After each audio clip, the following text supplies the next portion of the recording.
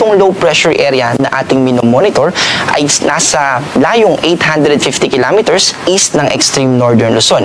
Ito po yung ika-siyam na LPA ngayong buwan ng Agosto. Ito po yung pinapakita ng 0, 8, and I. Yung 8 po ay nagre-represent sa August at yung I naman po ay yung anong number. So, ika-siyam na po ito at naka-medium chance pa rin po itong low pressure area na ito. Ibig pong sabihin, sa susunod na 24 oras, hindi pa natin nakikita na ito ay magiging isang ganap na bagyo, pero beyond that period ay mas tataas na yung tsansa na ito ay maging isang ganap na bagyo. So, within the next 24 hours, posible po, malaking posibilidad na maging from medium ay tataas na po natin ito sa high. And kapag naka-high na po ito, sa susunod na 24 oras nun ay magiging bagyo na po itong low pressure area na minomonitor natin na tatawagin po nating Pilandok. Bukod po dito sa LPA na to, na kung saan ay hindi pa ganun kalaki yung impluensya dahil hindi pa po nito hindi pa pronounce yung paghila niya sa habagat. Ang main na nakakaapekto pa rin po sa atin ay itong hanging habagat na nagdadala ng kaulapan dito sa Ilocos Region, ganun din sa Cordillera Administrative Region, Central Luzon,